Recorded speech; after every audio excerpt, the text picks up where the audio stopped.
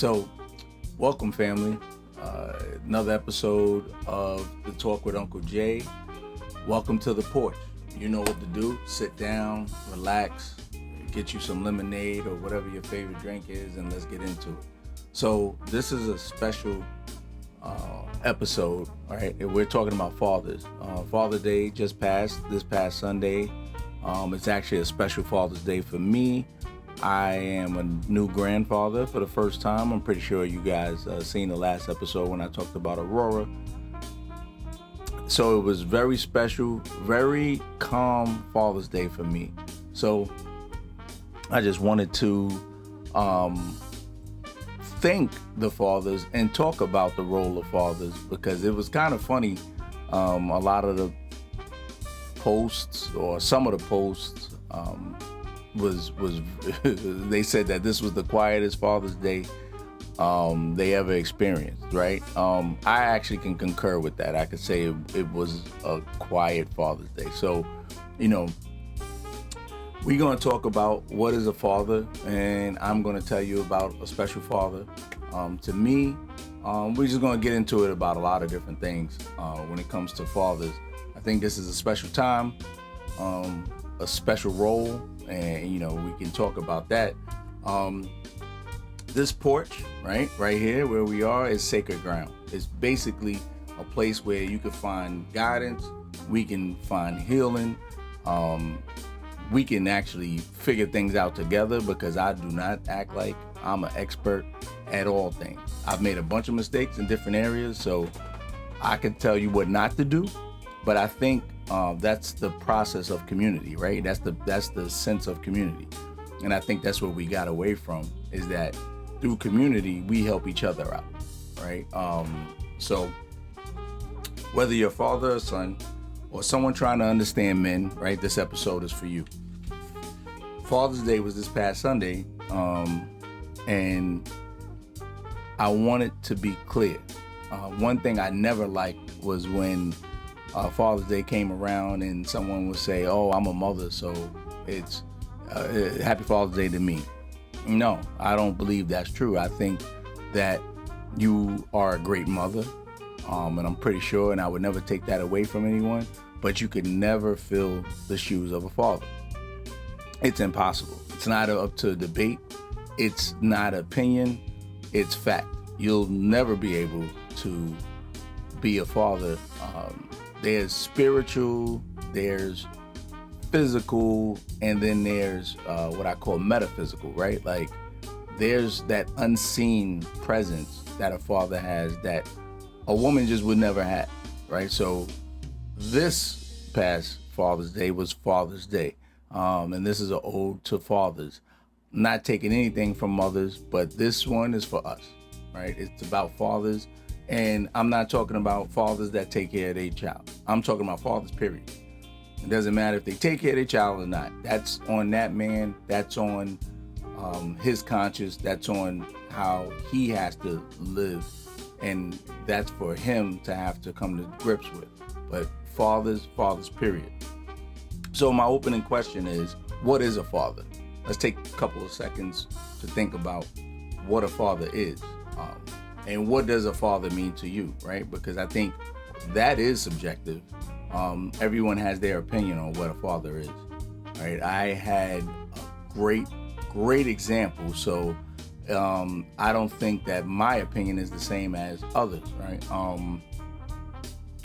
And when we talk about fathers, we're not really just talking about someone that just made a child, right? A male that made a child. We're not really talking about that. We're talking about that role, that position, that responsibility, right? A father is a foundation, right? If we do things, I don't want to say right, but if we do things in order and the way things are supposed to be done or should be done to create a great foundation, the father is the foundation. He is the center of that family. Mothers have a great role. They're the nurturers of the family, and they're a great helpmate, but the fathers are the center. They're the foundation. I always tell people this, right? I have a career of public service. I was a Marine, and then now I'm a detective. But one thing I learned is you can't have a society and you cannot have a home without security. Security is the first thing, right? What do? We build walls around the house, right? We put locks on the doors. There's a reason we do that, because that's security. That's what we're doing. We're providing security for you to be able to thrive. So what is the metaphysical or metaphor, right, of security in a family? And that's the father. The father is security. Because one thing I can tell you, whatever man is in your life, if something happens where you need protection, I'm telling you, you're going to run towards that man 9 times out of 10. Can't say always, because I've seen some women that can hold their own, but 9 times out of 10, it's the man. And men, right, we're not always perfect.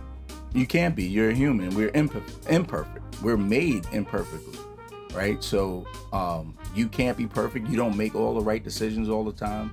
But if your heart is in the right place and you do the right thing, you come from a good place, it works, right? So the foundation is a father. A father offers stability and grounding. A father provides stability, not just fixing things, but being the rock, right? That anchor. I spent a lot of time, on the ocean when I was in the Marine Corps, and a thing that I found very interesting is when they used to drop anchor, right? We used to say drop anchor. You drop anchor. This ship is humongous, right? It's I was on what they call amphibious carrier, so not as big as a aircraft carrier, but it was pretty big. It was probably a skyscraper laid on its side, right? But it was usually 2 anchors, but sometimes they used to use one anchor anchors that ship. That ship doesn't move, right? The storms could come, the waves could come, but it anchored the ship and it doesn't move. So that anchor was a pivotal part of that ship, right? So fathers, if we do it right, we're a pivotal part of that family, and we need to be. Sometimes the father could be that person that says, no matter what goes on in your life, everything's going to be all right. And when he says it, you feel it, right? And the reason why it's going to be all right, because we are going to be in your corner no matter what. I don't care what happens. One thing about my children, and I know they know, and my family knows, you come to me and it's a problem and you can't figure it out, we gonna figure it out. And they know I'm gonna be in their corner. And even if I don't even want to sometimes, right? Because I might even feel like you're wrong, I'm gonna hold you down. And they know that. So, number 2, what a father is, a role model. A father teaches through example. I think that's actually the best example, because the funniest thing is that I learned now that my children are in their 20s was they watched and did more of what I did than what I said. I said a whole bunch because I'm a talker. I'm going to tell you, I'm going to explain some stuff, I'm going to do things, but now seeing them in their adult life, they do what I did, right? Like they literally watched what I did. Thank God I've tried to model some good habits, but they definitely did that. They watched how I treated other people, right? That was a big thing that I noticed, or I realize now in hindsight. They watched how I treated people, and I do live by a rule. I literally treat you the way I want to be treated. So I'm going to treat people well, and then hopefully my children see me treat people well, and I've seen them treat people well or want to do the right thing. One of my daughters, I call her, pardon the phrase, Captain Save-A-Ho, because if she sees someone in distress, she's gonna try to help you, sometimes to a fault. But it kind of drives me crazy, but at the same time, I'm like, thank God for her in people's life, right? So I like to take credit for that. even though I think that is inherently something that's inside of her. We as fathers teach you how to walk in purpose, right? You can't just do and be, I think one of the scariest things that I ever experienced was speaking to someone. Was I asked him, hey, do you make a plan for your day? He was like, nope, I go day for day. I go almost hour for hour. I don't really plan ahead. Like, I don't look ahead a week or two. Scared the hell out of me. I was like, you gotta be kidding me. There's no way that you just jump up and then you just see what the day takes you. But then I started paying attention to his life, and then I'm like, you know what? You probably right. You definitely not making no plan, because it's basically you falling victim to the winds, right? So as a father, we teach our children how to walk in presence and purpose. Be purposeful in your movement. Then our next role, our third role, is as protector. I guess that's probably the role that people probably indulge in, right? Like, we probably overcompensate in as protector, because, right, that's that machismo, that's that macho side of us. Hey, but the role of protector, what we really should be protecting is your potential, right? I need to protect you because you're going to become something great. So as your father, I got to make sure that things around you enhance your greatness and not take away. We don't just protect the home, right? We protect their dreams. We protect their innocence.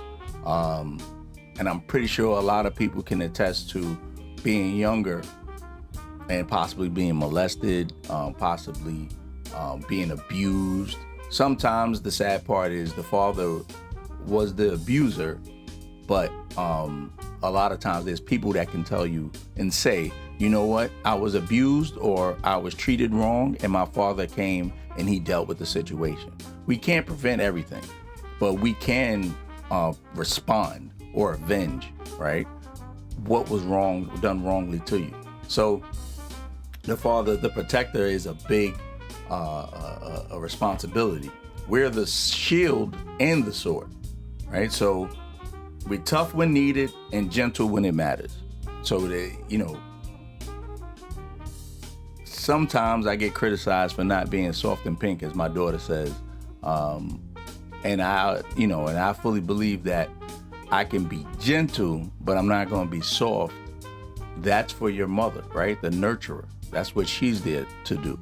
I'm there to guide you, and sometimes, and I experienced it, they didn't want to be guided, so you have to be forced, right? That's like those bumper rails when you go bowling. Listen, you bump into it, that ball got to bounce back, right? So I'm like those bumper rails. I'm gentle, but I'm not going to be soft, because the role of protecting you is not a soft job. Number 4 is being the teacher, right? We teach you life lessons. We teach you basically, and I gotta admit to this, through our scars sometimes. There's things that scarred me in life that I was like, listen, you don't have to go through this or deal with this to know it's bad. You don't have to. You don't have to experience things to know it's bad. I use an analogy I used to tell my children all the time, and I'm going to tell you. Do you have to get hit by a bus to know that it hurts? You see someone get hit by a bus, do you have to be like, you know what, I'm going to jump in front of a bus to see if it hurts? No, you don't. You need to learn from other people's experiences, because experience is not the best teacher. Sometimes it's the thing that's going to cause you to not be able to learn anything else. So what you need to do is you need to be able to look at other people's mistakes and learn from them, even including mine as a father, right? I might make mistakes. I might make mistakes while I'm raising you, but you have to look at it as he's a man, he's not perfect, but my intention is perfect, right? My love for you is perfect. So I'm doing it out of care, and I might not get it right, but give me grace. integrity is the thing that I wanted to teach my children, and I think fathers should teach. Definitely, right? You have to have integrity about you. I know you people are going to tell white lies. Let's be honest. White lies are going to be told, right? Like, that's just the real life. Like, we can live the fantasy, but it's going to be told. People are going to tell white lies. But my thing is, you shouldn't live a lie. You shouldn't constantly be lying. You should have some integrity about you, because you should know what you want in life. So you should say, hey, listen, I'm not going to compromise that for anyone, right? This is my integrity. I learned this in the military when they used to say,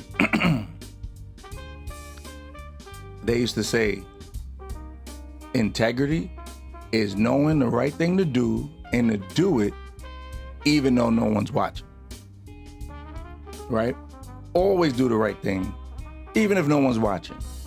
So that's a thing that a father should instill in their children and in their family.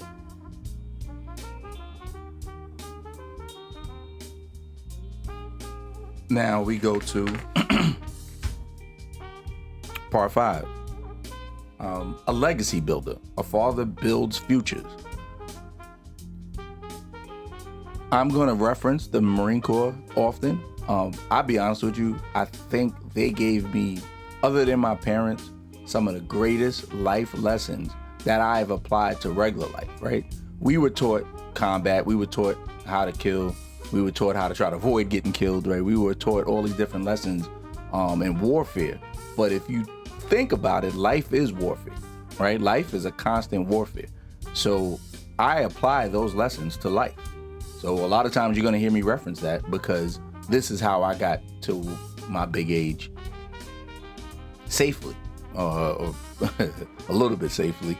So a big part of it is to build future, right? So we got to build legacy. A lesson that they taught me was, in the Marine Corps, we're what they call tip of the spear. So a lot of times we basically are the first force that lands in this country or in a space to secure a space.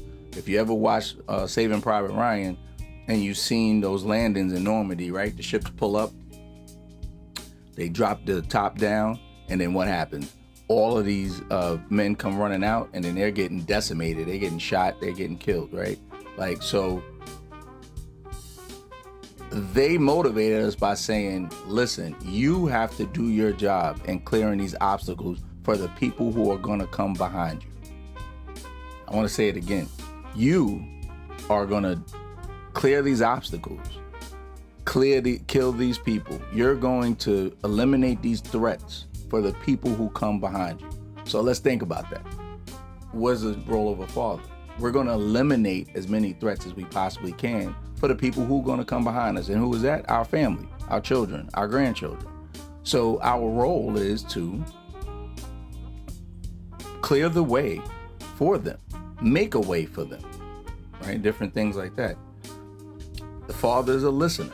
Now, this is something I struggled with. This is number 6, the listener. I struggled with that because I can hear you. But if it used to make me anxious, or I just like, I know this is bad, I know this is not a good decision, I had a rough time listening. I used to jump to conclusions, actually. And it's not about what is said, right? It's what I don't say sometimes. So I remember my children telling me something, and I'm listening, and I'm calling myself trying to not jump to conclusions, but they knew I wasn't saying anything, but they knew what I meant. And I used to laugh because later on they'd be like, well, I know this is what you thought. And I was like, it's like they read my mind. It was hilarious. But we should be a listener, the silent support, right? We should be someone that you can bounce an idea off without actually getting that person's opinion, right? Like, because sometimes I've learned actually later on in life now, you don't have to give your opinion. Your opinion, especially if it's not solicited, You don't need to. Sometimes, and I actually learned this is better, someone saying their plan or someone telling their plan or their thoughts out loud helps them realize if it's a good or bad decision. So sometimes being a sounding board, just saying, hey, look, this is what it is. It helps you be like, you know what? Now that I said it out loud, it's probably not a good thing to do. So, but most fathers or real fathers can communicate volumes without saying anything at all. My daughter tells a joke, actually all of them used to tell a joke, that I had this stare. It actually cracks me up because they know how to do it. So they say I have this stare, and pretty much that stare is everything they need to know about what they're doing, right? And I crack up about it because there's a picture of Samuel Jackson, and I think it was from that movie Black Snake Moan or something crazy like that, but he has these big eyes and he's just staring there. My daughter sent it to me, and they said most of being a father is mastering that stare. So I don't know. So I want to take this moment, and it's to talk about my father. Right? My father, his name was Tommy Dave Washington. Right? He was from Shreveport, well, outside of Shreveport, but no one probably knows the towns from outside of Shreveport, but he was from Shreveport, Louisiana, and my father was a proud country boy. You hear me? He loved being from the South. He loved being from Louisiana. I remember growing up and him telling me where he's from, and to me that sounded like that was a whole nother country.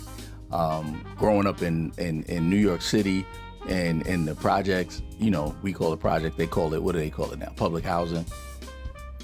Was like, what? And when I went down there for a family reunion and I seen where he was from, I said, wow, my father came a long way. It was woods. I mean, it's pitch black. It's serious. My father was proud of being from there. And, he told me some stories growing up, but my father left home because of Jim Crow and racism, and I'm not going to sugarcoat it. He tells a story, maybe at another time I'll tell that story. It always hit home to me, even from when I was really young, and he told me the story, and he told me that basically he had to leave Louisiana because they would have possibly lynched him, right? Like they would have possibly killed him or beat him severely. Everybody knows history, right? And if you don't know, you need to start Googling real history, or matter of fact, you probably should just grab a book and learn about your past or America's past. And some people would say it's not the past, right? But he fled Louisiana basically because of a situation, and then he went to Michigan, and he talked about working as a waiter there. He talked about racism with that. He told me about, working. And one thing I'm going to tell you about if I talk about my father at all or anytime, one thing you're going to know about my father is work. That word work. My father worked. He worked all the time. If he didn't work his regular job, my father was like a jack of all trades, which I'm going to tell y'all something I'm all proud of. I found out what the whole saying is when it comes jack of all trades is jack of all trades, master of none, but better yet, master than just one, right? So blew my mind. So basically, it's better to know a little bit about many things than to know one thing really well. So that was my father. My father taught me how to change brakes. My father taught me how to repair. Even I went to school to repair cars, and he taught me more about it than the school did. My father did carpentry. My father did plumbing. My father, a big part of what I remember about my father is he always had tools. My father wasn't even a repairman by occupation, but he always had tools. And my father fixed any and everything. He built any and everything, and he gave me that legacy. I'm so proud of, and one day I'll show you guys a picture of it. I built a deck on my house, right? I ain't never built anything a day in my life. But I was on YouTube, I was on Google for 3 months straight, and I was determined. And I didn't even ask anybody to help me, which was probably not really smart, but I did it all on my own. And I overbuilt the damn deck. That'll be a story for another day because it's hilarious. But soon as my uncle came to visit me and he seen the deck and he said, yeah, you your father's son, because that he had a knack for building things and he never was taught. My father didn't even really measure nothing, right? Like he just used to just do it by eye. So that's the legacy that he gave me. But he was so proud of being from the South, and then he came to New York and he told me about when he met my mother, and the story is hilarious. One thing I'm going to tell you about my father, and that's the part that I got to get across to everyone. You talk about comedians, Red Fox, Richard Pryor, Kevin Hart. None of these comedians can hold a candle to my father. My father wouldn't talk. If he wasn't drinking, he wouldn't talk. But the minute he started drinking, I'm talking about most people would be afraid when their father drinks, right? Like a lot of people tell a story about, my father get to drinking, he gets abusive and he does all this and does all that. My father loves everybody when he drinks. And he wasn't sloppy, right? Like it wasn't like that. It wasn't like, sloppy, falling or none. My father becomes a comedian, stand-up comedian, and he loves you. Then he's a pastor one moment. Then he's a stand-up comedian. Then he's a doctor. And then he's a counselor. It was hilarious. So like if it was, my friends used to be like, hey, Jermaine, you want to go outside and play? And I hear my father's keys on my door. I said, I'm not coming out there. This is going to be hilarious. And I'm going to tell you something else that's funny. The way he missed the lock, I knew what was going on and I couldn't wait. I used to crack up, right? So that I'll tell y'all a story about that another time. But my father, I mean my mother too, but we're talking about fathers. My father gave me a childhood that I can never trade in for the world. He gave me a childhood that I felt protected, that I'll be honest with you, even though we lived in public housing, and I mean, it was crazy. I grew up in the 80s in Queensbridge houses. I love Queensbridge to this day. It helped shape the person I am, but it was a violent, dysfunctional place when I was growing up. I mean, people were getting killed. People were crackheads. I mean, you name it, whatever movie you watch. I just started watching BMF on Stars. And watching that was like a rerun of things that I seen. New Jack City, all of these shows that everybody kind of glorifies the violence and the degradation and all of that of crack era America. We lived it, right? And one thing I'm gonna tell you, and you can tell by my life, I never wanted to be no gangster. I never wanted to glorify violence. I never wanted to be any of those things. And I'm going to tell you the main reason was my father. My father used to say this all the time. He said, because we live in the projects don't mean you have to be the projects. You don't have to succumb to doing the things that everybody else is doing. He goes, you do your own thing. You know the right thing to do. My father was a man of few words when it came to those things. A lot of times he used to talk to other people when I'm around, and I started to realize why he did that. I think he did it so I can hear without him preaching to me.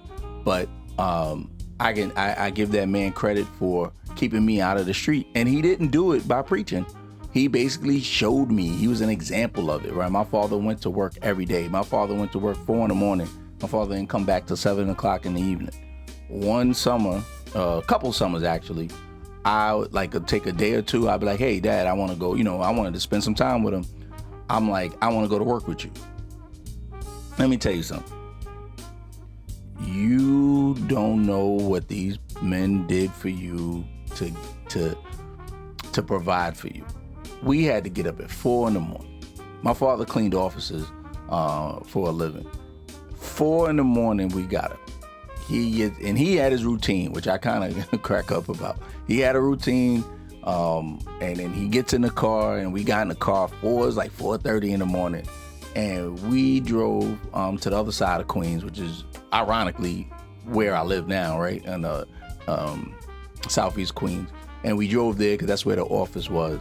My father, and one thing I can tell you, my father did not drive fast.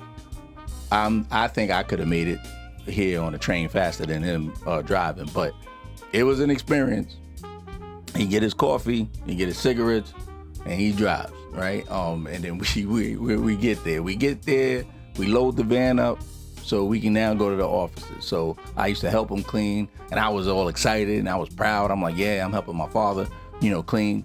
Man, and then we didn't even get back home. I mean, we ate lunch, and we had breakfast, we ate lunch, and then we went back to work, and then we moved in. And my father was a little guy. I don't remember. I think he was 5'6".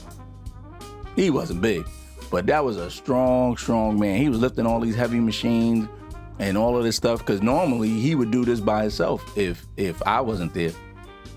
And this man, we got home at 7:30 at night. I'm talking about I'm beat. My mother was like, oh, you want something to eat? I said, I don't want nothing to eat. I took them clothes off, I put it in the bag, and I went in the shower, took a shower, and I took my butt to bed. And I'm a night owl. So if I go to bed, it's serious. This was crazy. I looked at him because I didn't say anything, because that's not the conversations we had, but I looked at him in a different light. So after that summer, all I know is I had a different respect for my father, because I'm like, he did it day in and day out. And I'm going to tell you another thing. My father had colds. He went to work. My father hurt himself. He went to work. My father cut himself. He went to work. My father he pretty much went to work. I don't care what happened. Snowstorm, he dug out the car. He went to work. Hurricane, he went to work. He went to work. And one thing about me is, I think that legacy makes me laugh, because I tell anyone, and especially when I was a patrol police officer and I used to go to family disputes, I worked the day tour. So pretty much I worked, daytime, so 7 to 3. So if I'm doing a family dispute at 11 a.m., 10 a.m., I used to say, I can tell you why you guys are fighting. Because ain't nobody at work. Because why you ain't at work? And if you worked at night, you'd be asleep. I said, that's why you're fighting. You need to go to work. Everybody got to go to work. I don't even give a damn. The dog got to go to work. Everybody got to get the hell out the house. Somebody got to go to school. Which is another thing my father used to say. You either got to go to work or you got to go to school. You got to do something. You can't do nothing, right? But I used to tell people that. Same thing. Nobody should be in this house from the hours of 7 to 3. The reason why you're fighting is because of that. And the reason why you have money problems is because of that. So my father working all the time made a philosophy for me, which is you got to go to work. So another part that my father did that I was super, it makes me super proud of is my father. I joined the Marine Corps at 17, right? My mother was against it. I'm talking about she was against it from day one. I told her about this probably when I was 13. I'm going to join. She probably didn't believe it. So then when I got to 17, I joined, and I had to get a parent to sign because I was underage. So I went to my mother, and she was like, I'm not signing anything. I said, okay. So then I'm thinking, well, what I would, I said, you know what? I'm gonna get my father to sign. But my recruiter, he needed the contract signed. So I told my recruiter, I said, listen, my father gets up at the crack of dawn. So if we got to get him to sign it, we got to get up at the crack of dawn, and you got to meet me here when he's in the car warming up the car to go to work. So the recruiter's like, all right. So I think it was 5 a.m. The sun wasn't even up. And we met my father there. And then my father was like, that's what you want to do? I was like, yes, that's what I want to do. He was like, you thought about it? I was like, yep. He said, all right. And he signed the paper, right?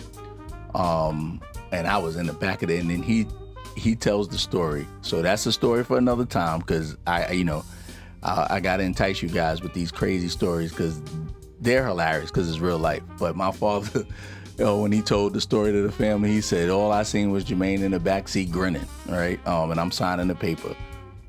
and he signed it. But let me tell you, so I didn't know what he thought about it one way or another because he didn't tell me.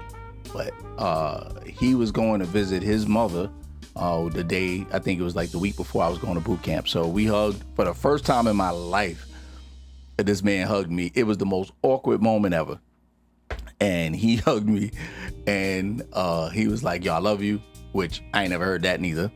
And and he leaves, and then I'm going to Marine Corps. That's when I realized, I said, wait a minute, I made a big decision because this man never did this. So I was like, what the hell, right? So I go to boot camp, and 3 months later, they come down for my graduation. Now, this is when I learned my father was proud. If you talk about pride and proud and prideful in your children, you talk about pride. This man came down there. My father, so at the end of graduation, I mean, you see them the day before, but at the end of graduation, your family has to come to you, for you to move out of line. My father never moved fast for anybody. He beat my mother, he beat my brother, and he beat my girlfriend at the time to me, and he hugged me. And I was like, yeah, I did it. That means I accomplished something great because this man is emotional, and I ain't never seen that before. And he was all excited. I had to buy him a camouflage uniform that he wore, which cracked me up. Me and my father spoke. I was in the Marine Corps 3 years before he passed away. We spoke almost once or twice a week on the phone, and I mean for hours, to the point where I done charged up so much long distance on their phone, I had to pay their phone bill.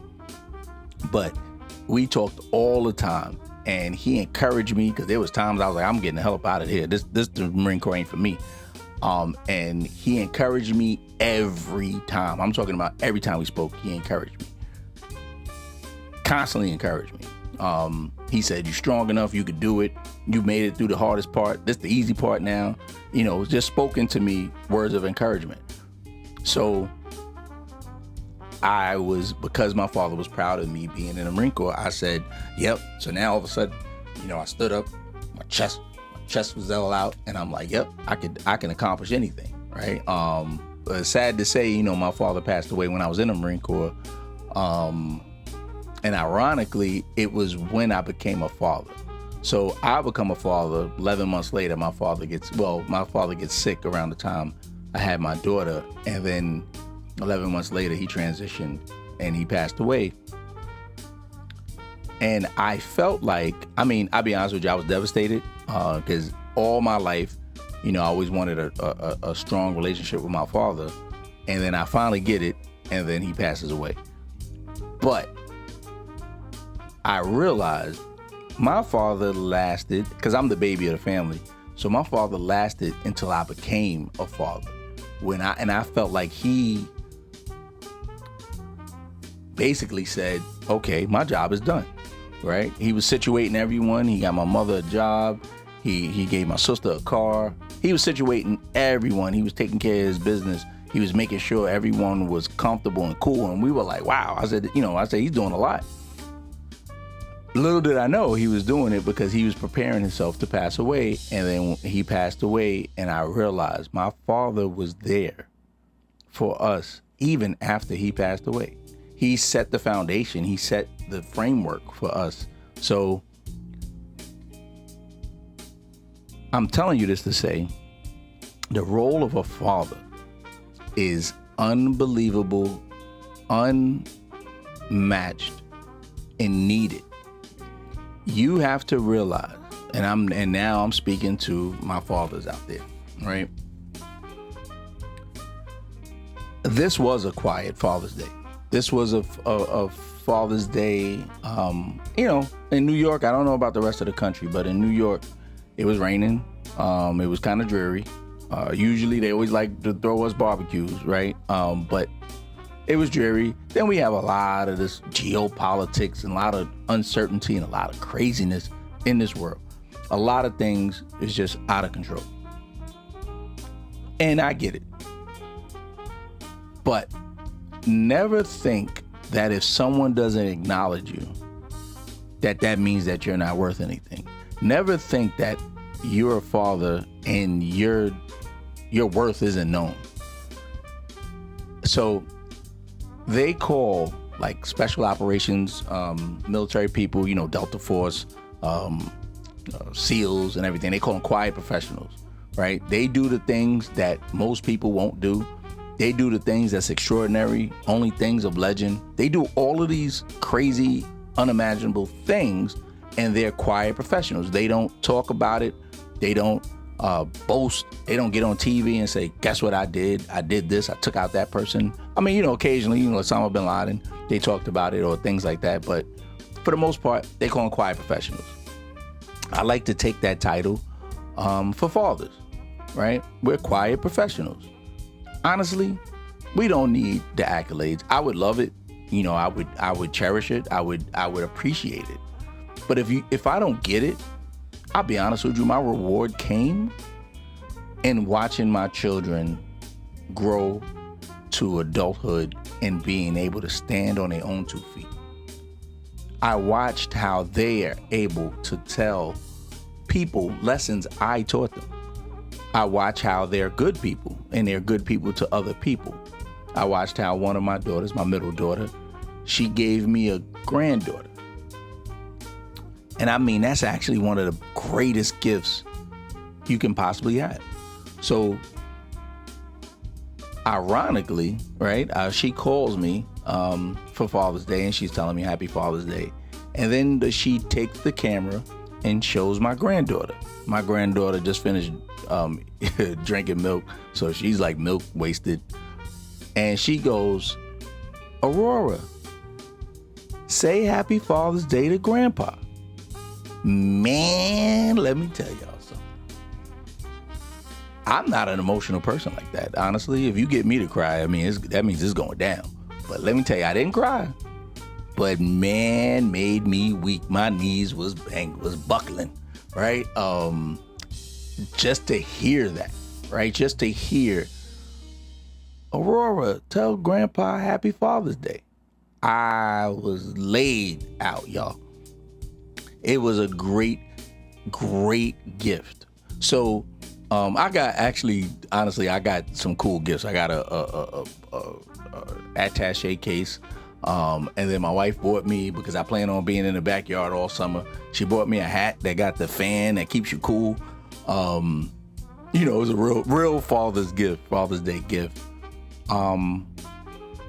But that phone call from my daughter and telling my granddaughter to tell Grandpa Happy Father's Day, and then my granddaughter's looking in the camera, right? The babies, they can't hold their head up and they just looking. But and she's looking at me and she's like, I don't think she said, Happy Father's Day, but she probably thought it, And I said, guess what? If you think about that, that's my reward. I created a person who created another person, right? I fulfilled my legacy. I put someone on the planet that made another person, and hopefully will give those lessons to that person that I tried to instill in them. And I wasn't perfect as a father. There was no way I was going to be, because guess what? They didn't come with any instructions. I was very young when I had my children, and I was navigating a young relationship that had its faults. And, but one thing I can tell you guys, that the moment my daughter came out, the moment my second daughter came out, and the moment my son came out, I made a promise to them. They didn't know it, but I said it to them, each and every one of them, when they were babies. And I said, I am going to be in your life, and I am going to teach you, and I'm going to show you the right thing, and I'm going to provide for you, and I'm going to give everything that I have to you. So I fulfilled that. There's another episode I'll talk about being a father that couldn't be, wasn't in a relationship with their mother, and trying to be a good father even at a distance. And then eventually I got custody of my children, being a father now, trying to deal with their hurt and pain from not being with their mother. But those promises I made to them, I fulfilled. I did some extraordinary things to make sure I was in their life. And one thing I'm going to tell you is that there's no excuses for a father. I don't care what the circumstances is. You gotta be a father to your children. I don't care what the women say. I don't care what they do. I don't care what happens. And I can tell you 1,000 stories because I was a police officer in a residential neighborhood where I dealt with a lot of domestics, and it was all kind of crazy stuff. So I could tell you stuff. But one thing I said that I wasn't going to do, and I made sure I didn't do, was I was not going to abandon my children. I made them. I knew what it take to make them. I made them. I knew what I was doing when I made them. They came here, and people say, oh, they didn't ask to be here. It's not about they didn't ask to be here. It's called responsibility. My response to my ability to be a father, right? So I was able to make a child. So now my response to they making that child is taking care of that child. So I'm going to be there. And I told them that even when they were blowing bubbles and they were farting in Pampers and they didn't know what the hell I was talking about. But I told them, I'm going to be here for you until the day that I die. And I mean it. So right, wrong, or indifferent, I got your back and I'm going to be there for you. So fathers, I'm going to tell you this. One way or another, be there for your child. I don't care what anybody tells you. A wallet isn't required to be in your children's life. Sometimes you don't have the money to be able to provide things for them. But guess what? Here's a commodity I just learned about. I hate to say it, in the last year or two, after losing my mother now and then my brother, a commodity that is very, very expensive and you can't get it back. It's time. One thing I can tell you is you can always try to make money. Make more money, you can always try. But what you can't get is no time back. And nothing hits harder than regret. So, that being said, I don't care what that woman says. Oh, you need to pay this, you need to pay that to see your children. There's systems and things in place for you to be able to go and see your children. I don't care how you feel about the government or whatever it is, but there's things in place that you can go and say, I want to see my child and I want to be with my child. And you don't have the means to provide for them, that's fine for the time being, but they want to see you.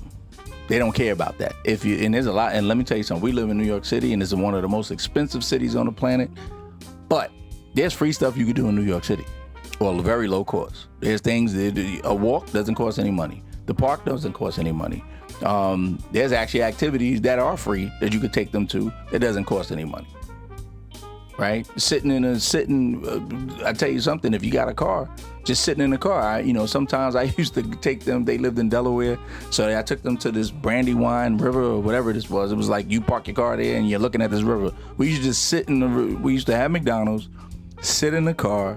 I used to open up the sunroof, they could hang out the sunroof, and we just sit there and look at the river. That was it. And that's one of the memories that they remind me about and tell me about.